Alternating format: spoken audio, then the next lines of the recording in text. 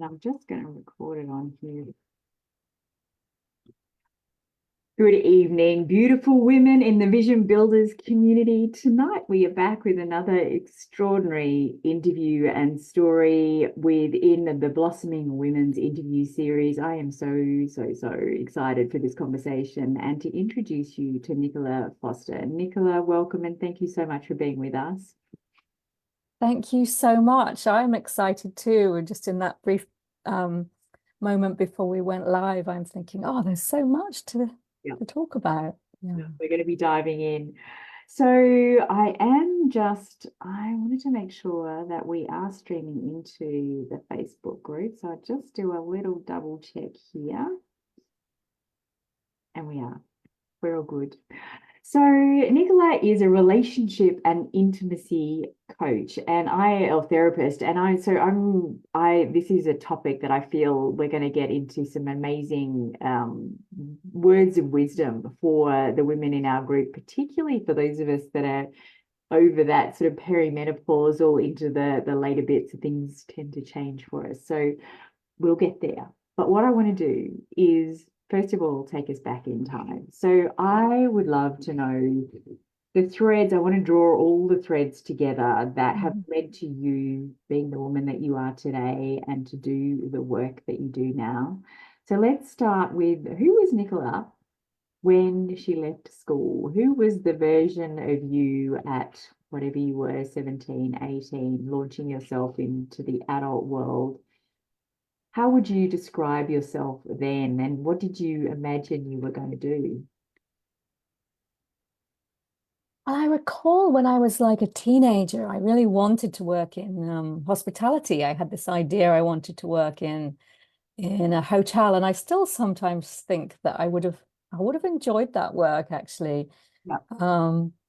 But while I was at university, I decided that I probably should get some sort of proper job, We got proper jobs. Yes. Yes, a proper job. And my parents had both been career civil servants, and I knew I didn't want to do that. But I think I just thought that the way you needed to make a living was to get a good regular paycheck. And so, I applied for jobs like that during my university years, good, sensible jobs with a proper paycheck. And I had also considered, I used to do a lot with the theatre, and I had thought about doing theatre management. And again, I thought, no, that's not going to earn me enough, and it'll be too sporadic. I need a consistent monthly salary. Yeah. So I got myself into the corporate world. So what were you doing at uni? What were you actually studying? English literature. Ah, yes. Yeah. So I did give myself permission to do something kind of fun then, but I had gotten an A in my A level and I really enjoyed it. And I thought I could imagine myself lounging around university reading novels, which I was very grateful and fortunate to be able to do. I'm one of the few people I know who's read Ulysses by James Joyce. Any career that allowed me to sit around reading books all day would tick a lot of boxes for me. I'm, as a relationship coach now, while we're in this period of your life, I would love to get a sense of, the relationship that you grew up with your parents. So were your parents together? Did they separate? What sort of a relationship did you observe them having as a child? My parents were together and they are still together. They're still alive and they're still together. And they were very much the kind of, a product of their generation, post-war babies, where their parents had lived through a lot of, the trauma of being involved in war. And so feelings weren't really talked about. I don't think feelings were talked about that much between them or between us. And now that I'm a relationship therapist, I can see that it is a classic kind of thing that happens where for lots of children growing up in families, their feelings are kind of tried to be kind of put neatly away, and I think that was my experience. It wasn't a place really where we talked about how you felt. It was much more about what you'd done, Yeah. Yeah, I find it a fascinating thing to consider and to look at, what the differences are. My parents were married for 40 something years before my dad died. My dad was 18 years older than my mum, so um, he died much earlier. But I think about the divorce rates now and how relationships are all falling apart and what the difference is. I mean, my parents had an amazing marriage, and when I think about the relationships of my girlfriends at school when I was that age, and divorce was so rare, relationships stayed together. And what I saw, obviously what we see and what's going on behind closed doors is often something quite different. But I saw what appeared to be a lot of really healthy, amazing, loving relationships, which now it's so rare. Now it's so, Mm, like when as a mum of four kids, I've seen inside a lot of families, and so many of them, myself included, there's divorce and second marriages, or lots of single parents, and marriages just falling apart. mm, What's the major difference? I mean, it's a very complicated question, but I feel like it's just something that I it is in my mind. What are we doing? mm. I mean, I suppose in, like our parents' generations, there was a kind of economic aspect to marriage when you chose to marry that, wasn't that long ago, where when you were married, you weren't allowed to work, and this, it was illegal for a woman to work when she was married.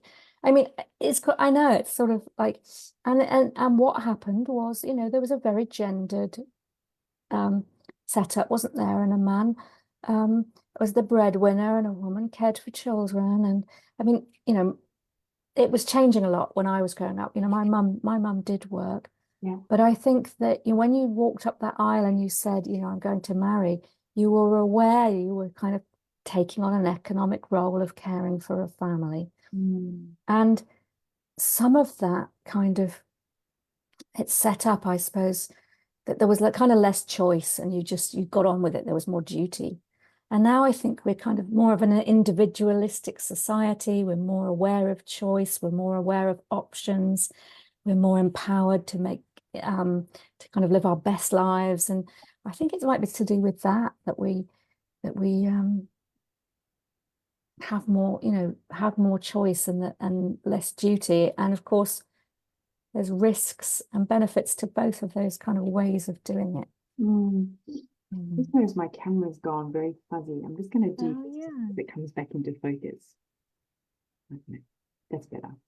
There you are. Got confused. It got confused. So what's coming into my mind that I find an interesting kind of thought process is, I noticed when I was raising my kids, the more choice my kids got, the worse choices they made, and the more stress there was. And like it wasn't a great thing to give small children Mm, choices. And then as they get bigger, more choices. Like they never had choices at the dinner table. It was like, here's dinner.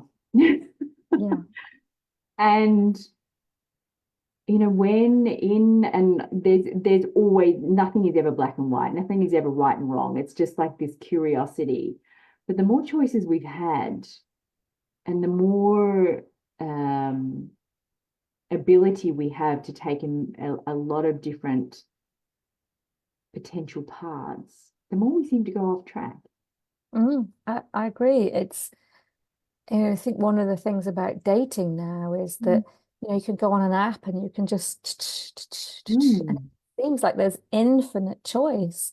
And Yeah, of course, for our ancestors, there would have been a few people in the local area, yeah, and you would have chosen one, and that would have been that. yeah, Now it can feel like there's, um, oh, people could feel like they're replaceable. Oh, well, yeah. I'll trade that one in and get a new one. Yeah, and there's definitely the kind of underlying thing for the majority that, well, if it doesn't work, we'll just get divorced. Mm, That what didn't exist before.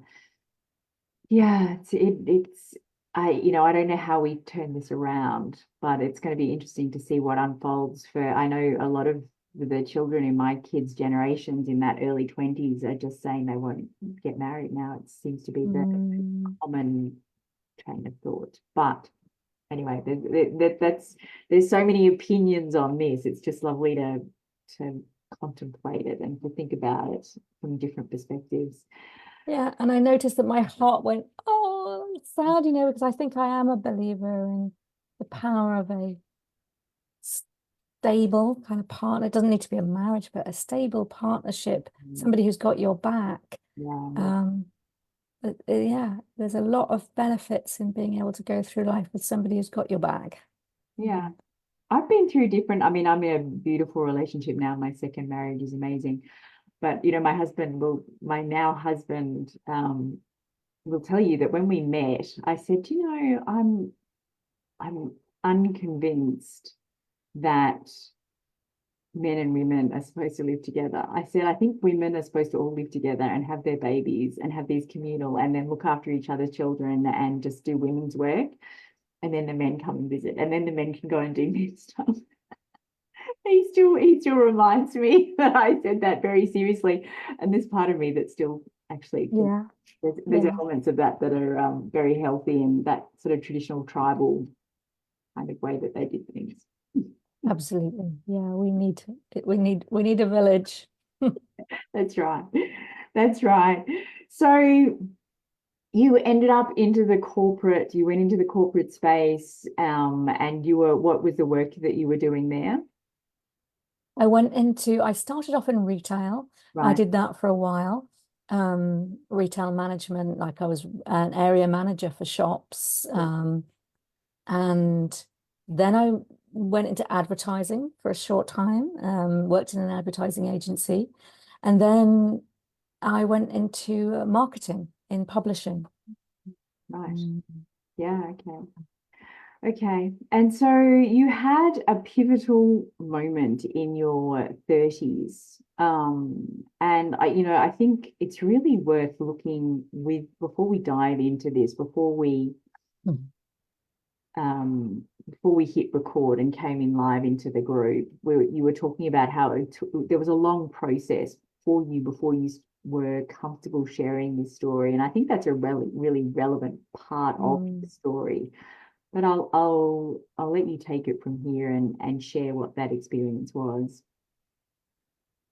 Yeah, sure.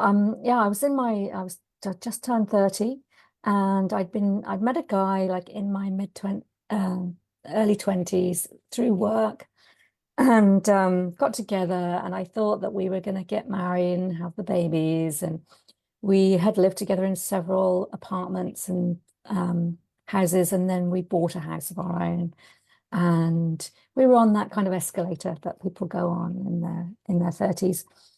And one day he went off to work and he didn't come back.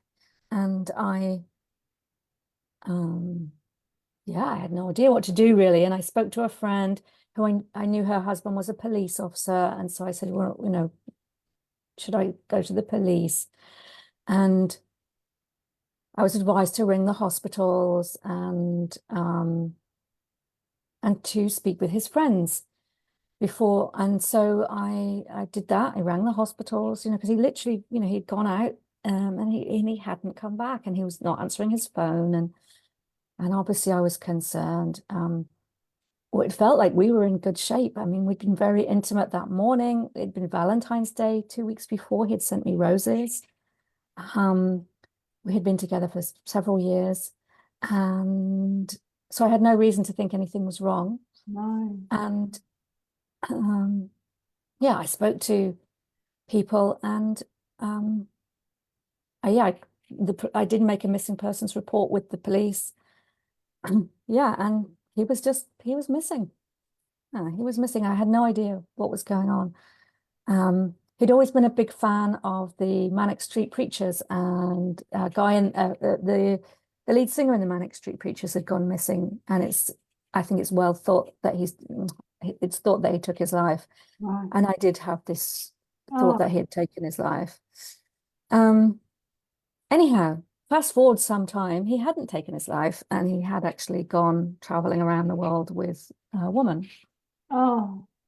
I can't even comprehend first the unbelievable stress of the uncertainty of what's happened. What can I do that, and so you spoke to his friends, and do you think they knew but just didn't tell you, or did nobody knew what he'd done? Nobody knew what he'd done. I mean, one of the things that was most painful was that his family, I talked to his family, and his family would say to me, but you should know, And I was like, yeah, I don't know. Well, he didn't tell his Uh, family either. Like, no, oh no. my goodness. I, Mm, I mm. can't comprehend. So you found out, did you find out when he returned, or did you find out while he was still away? How did you find out that what had happened? Yeah, after some time, I did know that he was alive. So after I think it was like a couple of months, he rang me, and he um told me, that he was sorry. Um, and then there was some more time elapsed before he actually returned. Mm. Yeah. Have you seen him since? I saw him when he came back. Right. Um, He came to get his, so he maybe. what was that? He'd come to get his things, or no. Well, there was a whole process of that, of having to unravel that and him getting his things. And I was actually very supportive. I mean, one way of looking at this is that, he'd had some kind of mental health crisis, because clearly it's not a very, it's a kind of crazy thing to do, right? But Yeah. that was one of the things that was so confusing for me, was that I did have some compassion all the way through it. Well, not all the way through, but I'm a compassionate person, and so I had some compassion. One of the aspects was that had happened was that his father had died Right. in like 6 months before this happening. Yeah. So I had some compassion, but I also did deny my own anger and my own. I'm much more in contact with my anger about what happened. I mean, we're talking 20 years ago, I should say, and I'm 50 now. I was 30 then. So I'm 53 now. So a lot of water under the bridge and a lot of understanding. But yeah, he came back and I saw him and we talked a bit. We've not had any contact. We owned a house together, so we had to have some contact to um, figure that out. Yeah. And once that was figured out, I actually said I wanted no contact with him. It is it's part of this healing journey, is coming to some kind of resolution in our minds and some kind of acceptance with choices that other people make, and understanding that we're all a product of our environment, and he made the choices that he made with what was in his reality, the stories in his mind, and all those. But I still absolutely take my hat off to it is so important that we do this work and we come to this place of understanding and acceptance and forgiveness, but it still warrants recognition that you got there, because that's amazing. It's I amazing. mean, I have so much compassion for myself then, because I was from a very conventional family and then did a very conventional job. Mm. And the whole personal development or therapeutic landscape was unknown to me. Yep. And so I had no idea really. I mean, Yeah. I knew what was going on for me was awful, but I didn't know what I know now, which is that I was essentially in a soup of trauma, Mm. morning, noon, and night, really, because sometimes I was very angry, sometimes I was full of grief, sometimes I was full of fear. My nervous system Mm. was totally in shock, really, not just for a day or an hour or, but for weeks of not knowing, because I didn't have any closure. Yeah. And so I now can have a lot of compassion for that 30-year-old young woman who was trying to figure it out on her own, and who, to my one, I don't have many regrets, but one regret, I didn't go to therapy at the time Yeah. because I thought I couldn't afford it, which was Yeah. kind of true. He'd left me in a bit difficult financial situation, but also because I didn't really understand therapy. And I thought somehow that and I find this really strange to think about now. I thought, oh, that's for people who are really in trouble. I mean, how much more in trouble can you be than I was at the time? But I still didn't go to real therapy. problems. Yeah. Yeah, I know. It's nuts. And of course, you know that most people know the thing of Carl Jung talks about the wounded healer. You know, here and now I find myself a therapist, Yeah. and it's of course directly related to the fact that I needed therapy then, and I didn't get it, and so I now offer it. Well, I think it's a very feminine thing to end up wanting to give people the gift of what we've learned. This is this passing on of wisdom that happens, and it's not just an academic learning. It's not just going to, you know, I know if I'm going to choose a midwife or a therapist or somebody to help me through a divorce, or I actually want to go and see somebody who's been through it themselves. Yes, the academic learning is great, but I want to go to somebody who's been through, had that life experience behind them, because there's a compassion and empathy that comes from the lived experience that can't be. Yeah, 100%. I do. Whilst the mainstay of my work is working with couples, I also work with individuals, and one of the things I love to work with and support people with is when they've had their heart broken. And I say to them, I don't think that society really does very well at offering the compassion and empathy that people need when they've had their heart broken, because you can get that very superficial. I remember I used to get it, you know.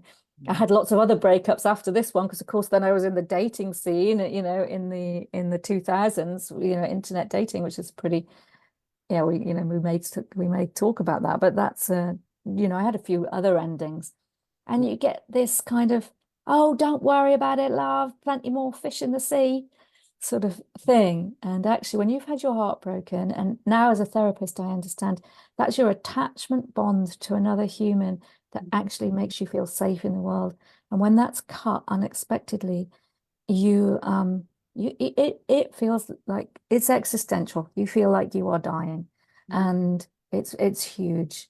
And you know, it is not a case of, oh, just get back on the bike and start dating again. You know, you've been through something very big, and I think society could do better at really holding people who've been through breakup, the grief and the stages of grief, that as seriously as bereavement, you know, when it's been a significant relationship.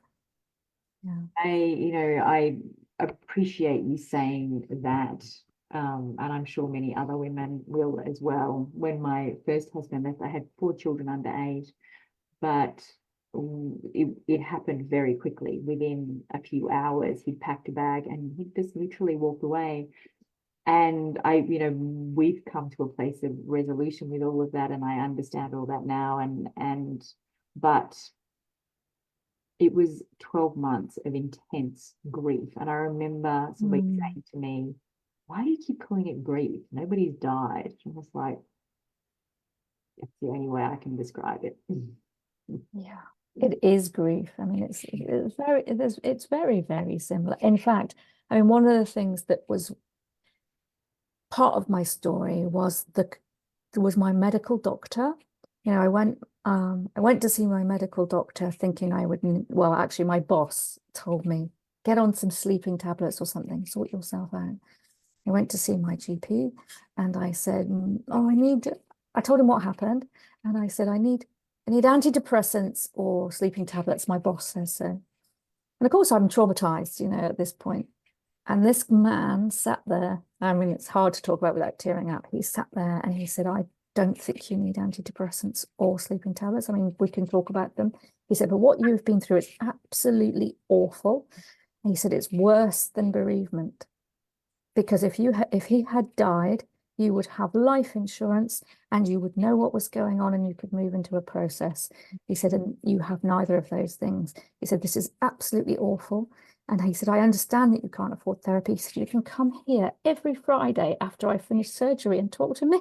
Oh, what a beautiful man. Oh I know. I mean, I didn't take him up on that offer, but to be taken that seriously, Yeah. I think it's one of the reasons I'm still alive, to be honest. Yeah. Do you know, this is a fabulous conversation.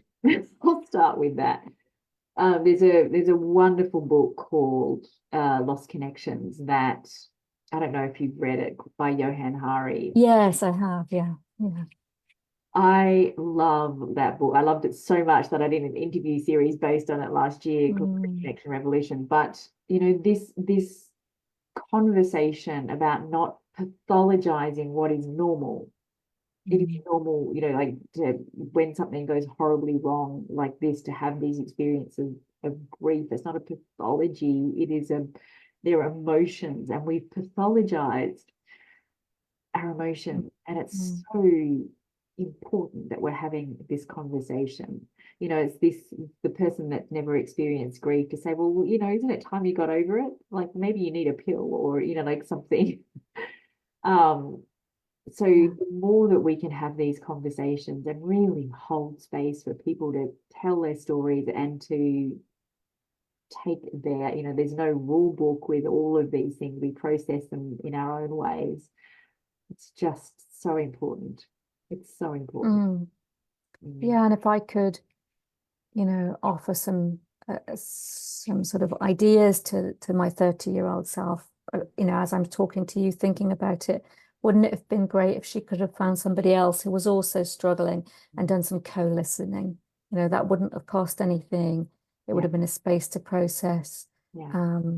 I didn't think I didn't think about that. I didn't know it was available, you know, so I just kind of I did that British stiff upper lip thing and tried to get on with things, and in part of that was then just additionally socializing. I just went kind of crazy going to, you know, bars and parties, and that was my way of getting belonging, you know, and connection.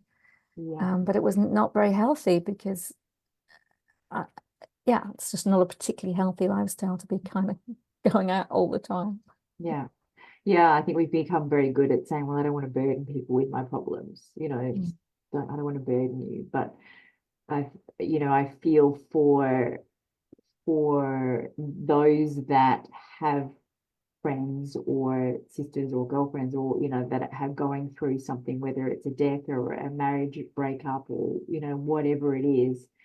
If we can just hold space for people, you know, it's so hard. It's like it's that sense of I don't know what to say, or I don't know what to do. And if we can just hold space for people to tell stories, the greatest gift. Absolutely. So the dating scene, holy dooly. This is another whole kettle of fish. Ah, yeah. Tell me your experience of stepping into the dating world. Were you in your 30s or 40s at this stage? Yeah. Yeah, it probably took a couple of years before I, you know, dipped my toe into that water, but so I would have been in my you know, 34, something like that. Yeah. Oh my goodness. I mean, I think it's got worse now, but it was pretty I mean, I describe it to people as being pretty brutal. Yeah. It's a word I use. You know, I think there's a lot of rejection, there's a lot of getting your hopes up and then having your hopes dashed. A lot of bad behavior, and then, you know, I think more now than then, but you know, this ghosting and what's I forget the one they call it, but you know, keeping people dangling. And yeah, I had some pretty painful experiences. I can picture myself. I remember I was sitting there on one of the little, you know, the big computers they were then, you know, in the corner of my living room on a Sunday, you know, writing the messages.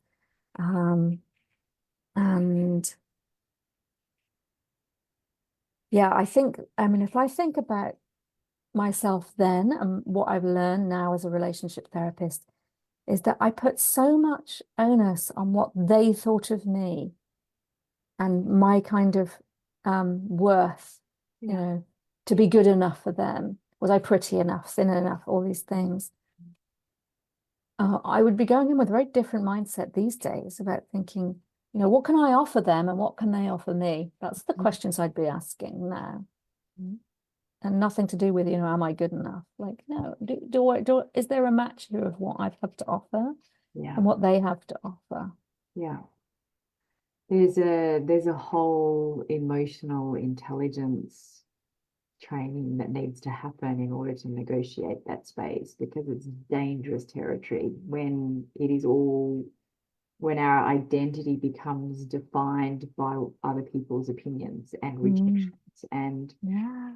I had a client at one stage that was online dating, and I remember a couple of heartbreaking conversations where she felt like things were amazing. They had a fantastic date, and it was all, and then they just disappear.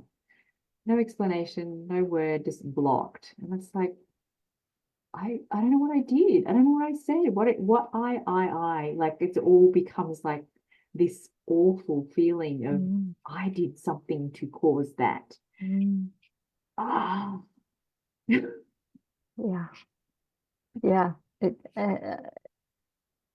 You know, of course, there was some of my own sort of abandonment trauma. You know, it goes right back to that. Like, how can you do that? Just cut somebody off like that with no word. But it's because we're not able to be honest and just say, I met someone else, yeah, or I don't want to do this anymore. yeah, yeah. Something. Something, yeah. Any, you know, it's not, like you say, it's a skill set that we can learn to be able to communicate honestly, you know, just to speak our truth. It's something I teach, and I run workshops, and I teach this kind of thing of like how to show up and be real, be authentic. Yeah. Yes, there is a preparing to be in the online dating space course there's something there.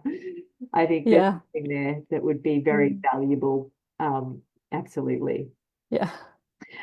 So that was obviously there was a pivotal moment of this partner that went missing, and then discovering what had happened, and then moving into the online dating space. You have another fabulous part of your story, which in your mid 40s, there's a gap there, and perhaps you'll fill in the gap. But in your mid 40s, you decided to walk 800 kilometers across Spain. I am fascinated by this story. What's in the gap between this sort of mid 30s to mid 40s? Yeah, so you know, there I was kind of going to bars and doing these internet dates and working in my corporate job. And I have to say, none of those things were fulfilling. And I was probably pretty, you know, unhappy. I was very unhappy. And I was kind of, I think, you know, like you said, something about, I think you said something about soul, or my, you know, our essence knowing, or something like that. I think somewhere deep inside me, I knew there had to be more to life than this. I used to have this mantra, like in my head, saying, there must be more to life than this, you know, and I was wondering what.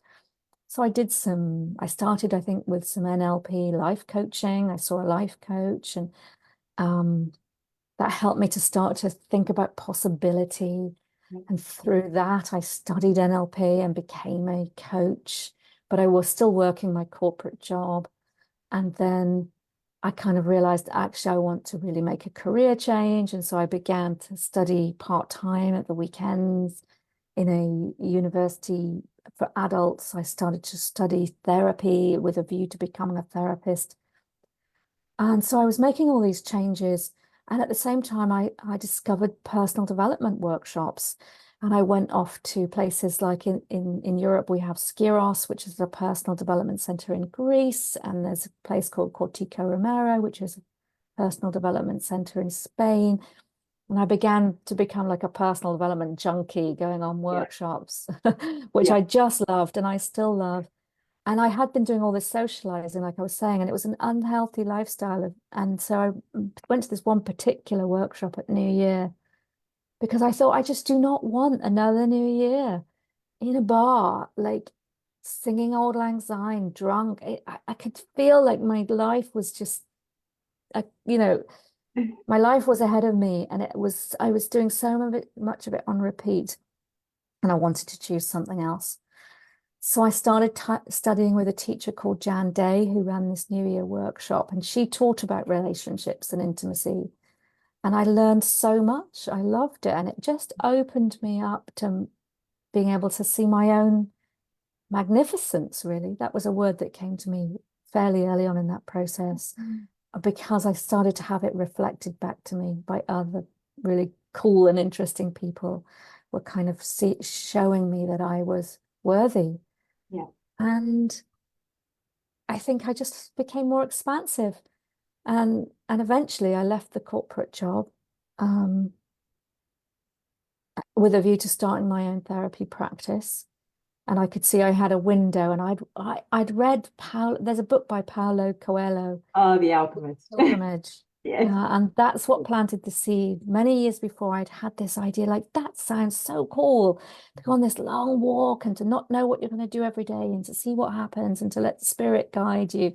I'd wanted to do it. I know it was 10 years actually, because I bought the Brierley guide, this little yellow guide to the walk. And I was about to take it with me when I set off, and I realized, oh, it's 10 years out of date. I probably need a new one. So I guess, yeah. So in 2007, I'd had the idea. And in 2017, I made it come true, and I packed my backpack and bought my sticks and headed off to France, um, with this idea that didn't know how long it would take me, but that I was going to walk 800 kilometers to Santiago. And how long did it take you to do it? It was 45. 40 days it took me. And you Some went people do it in 30, but I wanted to have a few days off. did you? Oh my goodness. What a lush. Yeah, I know. I'd learned a lot about taking care of myself by then, so I gave myself some rest days. Loads of Americans do it, and they do it in like 30 days, and they have to do these really long days, and they can't have any days off, and it's like, that's not who I am. Oh my gosh. So you, and I'm trying to remember, I saw a movie that was made about somebody that did this walk, and I can't remember where it was, but so you Was can, it The Way? There's a very famous one with Martin Sheen called The Way that a lot has inspired a lot of people to do it.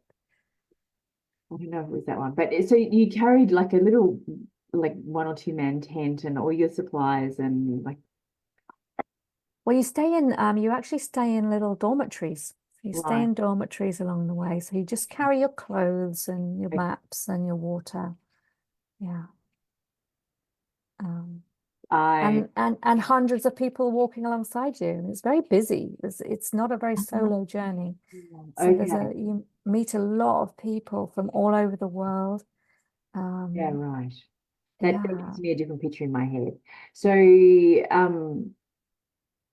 did you have a lot of time in silence with your own thoughts? Were you plugged in listening to things or talking to people, or did you spend a lot of time with your own kind of I thoughts? had I had wanted that.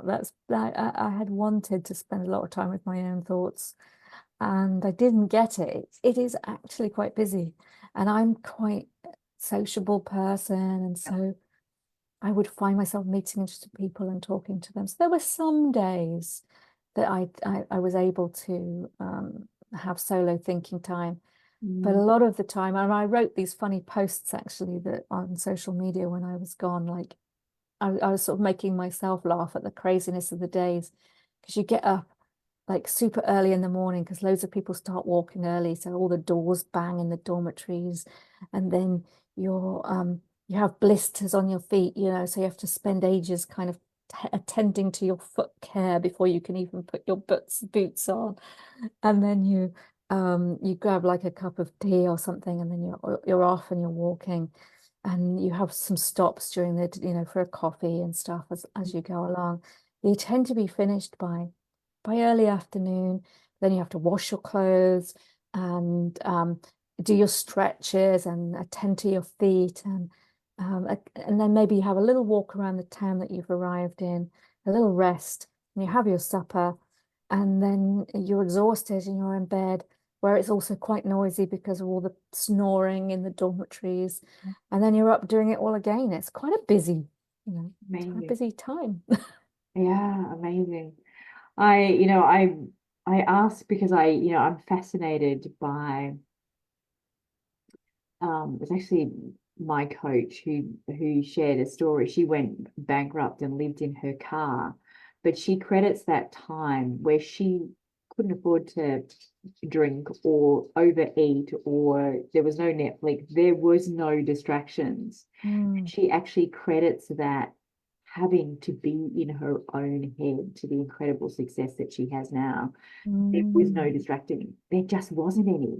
And we think about all the things that we do, whether it's talking to other people or going to the fridge and eating something, or we just have these constant distractions that allow us to get out of our own heads. Social media is the best. And so, this idea of spending time in silence where there are no distractions quietly horrifies me and really appeals to me. I feel like there's something there that is almost the ultimate therapy. yeah, I have a longing actually for that, for some time, you know, for those quiet times. I think there's yeah, I do love now to go out on a long walk. I think you named that you're a walker. I'm a walker too. I really love to go on a long walk and just let things sort themselves out inside my head, you Yeah. know, and I come back. Mm, amazing. Okay. So from there, you returned, and your work then at some point morphed into doing this intimacy and relationship and sex therapy. Mm. What was the transition there, and how does that look in the work that you do now? Yeah, so I'd learned so much from this incredible teacher and became fascinated. So I did an additional training to become a sex and relationship therapist. And I Mm, came back from the walk and I went straight into private practice. I just kind of set myself up, booked myself a room, and yeah, I mean, I just had that immense kind of courage. I think it was the same courage that kind of said to me, "No, you will get to Santiago." That I didn't have any clients, but I booked a space in London for, you know, a day slot, and I just sort of thought, if you know that saying, you know, if you build it, they will come. I sat there on my own actually on that first day yeah. with no bookings because I kind of had this idea about the power of intention, and if we, you know, if we open ourselves up Yeah. as in service, we can trust that life will bring us what we need. And I think within 2 weeks, I think I had 6 slots, I think, and in 2 weeks, I think I had 4 of them filled, and I was off.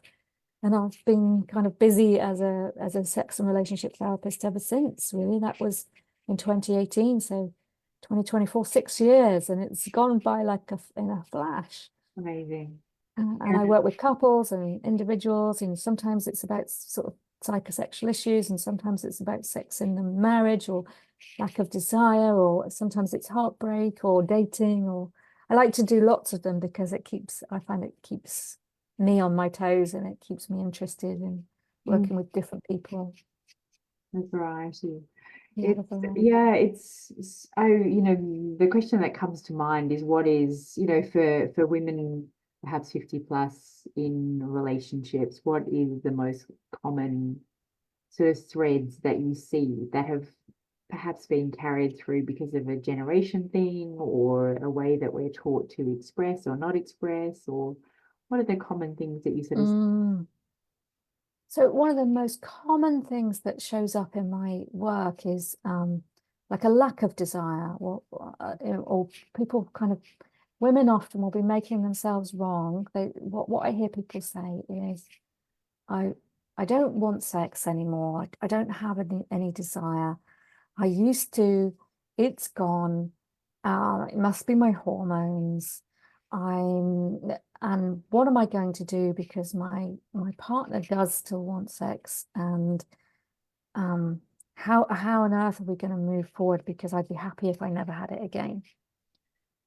When we explore, I think one of the things that's been passed down is a belief that somehow as an older woman we're not sexual, which I just do not agree with at all. Yeah. And also this idea that, you know, if our hormones change drastically, then it goes without saying that we don't have a libido anymore. And I think the reality is quite different to that, that there are many reasons why we don't want sex when we're older. Hormones may be part of the picture. I'm not saying they're not, but exhaustion, over a life of overgiving, of kind of being objectified sexually, and maybe not having kind of what I heard once called, and I like, lust and thrust sex, like this kind of lusty kind of sex. It doesn't work anymore. Yeah. And I think and people don't understand something. It's not very well known that desire can be responsive and not spontaneous.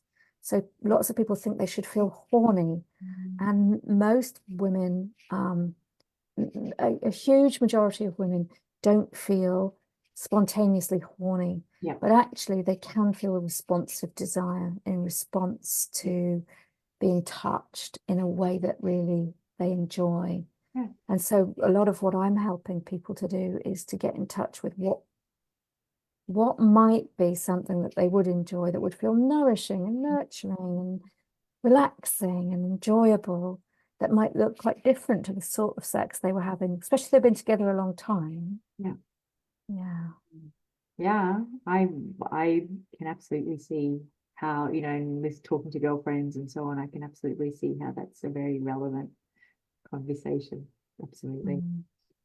So what's next for Nicola? Where do you know, like if I, you know, I like to say, if I can open this, you know, magic money portal and there's millions or billions or whatever, you know, like what would you love to do with all the wisdom that you've collected on your journey? What's something that you would love to contribute in the world? What do you think would be amazing? Oh, what an interesting question. I think I would do a little less of this one-to-one therapy I do now, because I love it, but it is it's quite, yeah, it's quite hard work, showing up and doing a lot of work on online. I would do more talks, I think, you know, just talking to you today. I'm realizing there's so much shame busting that we can do about some of the things we've talked about. There's so much wisdom that we can share with young women and older women about them, you know, they're not wrong, and they can have the relationships that they want and define them how they want, and have the sex they want and redefine how they want it. So I think I'd quite like to go on the bigger stages. One of my friends, a journalist who is very lovely and complimentary about my work, has said that, I feel a bit shy saying this, but she says, "Oh, Nicola, you're the UK's Esther Perel." I'd be quite up for doing some talks and really communicating this some of these themes. But I'd also like to walk my own talk. Us women, we all need, I think, more rest and more relaxation. So I'd want quite a lot more of that, please, if there's a big money pot. Yeah. A few beach holidays, that would be nice. We'll carve that out. It's you know, it's interesting because I have quite a few extraordinary girlfriends who are all 50 plus that are single and would love to be in a relationship. And there just seems to be this big void of inability to find emotionally intelligent candidates. And in that online space, and I just, you know, it puzzles me. They are unbelievable women, extraordinary women, and I know there's lots of amazing men out there. They just don't happen to be in my orbit. But how do these women meet? Yeah. I mean, I think a lot of men do give up sort of sooner than women in their kind of growth story. I think if I think about it, you know, I've been very fortunate to meet a wonderful man, you know, who I met in my late 40s. But I spent a long time, you know, like your girlfriends, feeling like, where are they?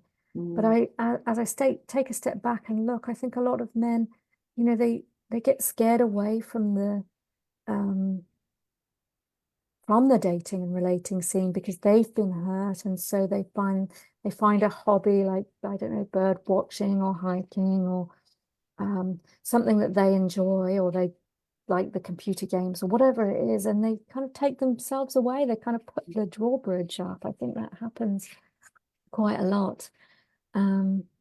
And so I mean, if I'm when I work sometimes with women who are dating, and I say I think it's a mix, trying to do a little bit of all the things that yeah, work. You know, it's maybe a little dabble in internet dating, but not going, you know, taking care of yourself in it, but also going and doing local classes, and then also accepting invitations to things and going out and joining groups that are local, doing walking, or you know, you've got to just try little things, and then also being open to what the universe might bring. I yeah, feel like I feel like I was kind of gifted my partner yeah, um kind of unexpectedly.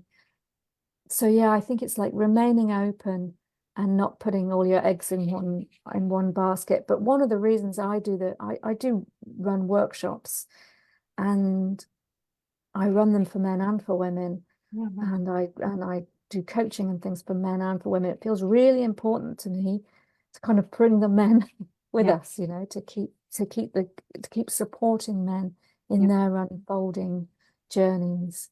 yeah, absolutely. You said something really interesting. I'm going a bit over, but I'm just loving this conversation. There was something that you brought up earlier, and it was the different questions that you would ask yourself if you were to Mm. start the online dating process again. And you said two things. Remind me what they were. Do you remember what I you think I said I would be interested in what I could offer and what they could offer. Because I see people get wrapped up in kind of what they want. You know, sometimes a shopping list, you know, oh, he should be this. Yeah, And you know, I think it's setting yourself up to fail if you've got a great big list of all the things somebody should be. By the time we're in midlife, somebody may well have had quite a few losses, and might have their own, you know, maybe he is bankrupt and that's been a real difficult journey for him, or maybe he is facing a health condition. And he, you know, a lot of people, you know, I hear a lot of women say, oh, he must be fit and healthy. And I like, well, yeah, I'm sure it'd be wonderful if he was, but maybe he does have a health condition. You know, none of us are showing up perfect in our midlife. We've taken on some challenges. So I think about what can they offer? Like maybe they are amazing at making bread, or they're amazing at giving head rubs, or they're amazing listeners, or they have an extended family and they'd love to invite you to be part of it. I mean, like I think it's about looking for what's simple, and that they're open to connection and to growing with you, and letting go of kind of a shopping list of yeah, needs kind of yeah, thing. yeah, yeah, absolutely. Getting very caught up in a lot of the success criteria. Yeah, Interesting. yeah, yeah. So perhaps if we finish with a couple of questions. One is, what dims your light now? What pulls you off course? That's an easy one for me. It's the compulsion to sort of to work too hard, you know, Yeah, to and yeah, I think it's when you love your work and you're self-employed, it's very tempting to do a lot of it because it's very rewarding and fun and creative. But I have to really work hard to carve out yeah, time to yeah, make sure that I keep myself topped up. I was yeah. proud of myself yesterday. A client wanted to book in on the 1st of May, and I realized, no, that's Beltane here in Glastonbury, and I'm going to go and um, dance around the maypole and Oh, yeah, enjoy all the Beltane celebrations we have here. Yeah, it's protecting time for play Yeah. is necessary. Yeah. Yes. Oh my gosh, yes, that's another whole conversation. Time for play. Yeah. Yeah. Time for play and fun. We're great at being serious and getting things done, but it's yeah, that time just for no good reason, just for fun. It's that stuff. And so this question, my final question is going to run into this beautifully. But what does a blooming, beautiful life look Mm. like to you now? I mean, I've been so enjoying Edwina and the colours behind you, the joy in those flowers, and I think that's something that I want to that feels like it's still untapped in my life, is stepping more into creativity and art and expressing myself through that. I mean, I love poetry. I'd like to do more writing, and I'm actually currently studying the Radiance Sutras, which are these beautiful poetic teachings from in Sanskrit, and I'm leading meditations in them. And I feel like just being able to create spaces where we can relax and Yeah. feel, just connect to the joy that is available all around. So yeah, creativity and the art of poetry. I think they're things I want more of in my life. I love it. And creativity is something that I've had to explore and open the box on that as well, because I never thought of myself as a creative person. But it can show up in so many different ways. I use it in the way that I dress, and even the earrings and like the jewelry that I choose. And like we can pull creativity in everywhere. It's how we cook and put food on a plate or hang pictures on the wall, or it doesn't have to be complicated. It's just being it's that curiosity, isn't it? It's just like, what do Yeah, I actually love? What do I love? yeah. What lights me up? What feels fun to do? And as it's interesting, I was out with my gorgeous 20-year-old daughter that's home very unexpectedly, and we're in a shop and there was wool. I was like, I used to love knitting. Maybe I could start knitting again. There's always something. There's always something. But writing and poetry is, yeah, that's really special. Well, Really. I'm super grateful to you for that thought. I had not thought of because my word for the year, we have these words for the year. My word for the year is creativity. But I hadn't thought of it being in my own choice of jewelry. Oh I yeah. think I can be a bit kind of like hard on myself, like, oh, jewelry, that's a bit frivolous. I've got like, important therapy to do. And actually, what a wonderful thing. I could actually go and choose some jewelry pieces as an expression of my own creativity. I My love camera's that. I really thank you so attentive. much.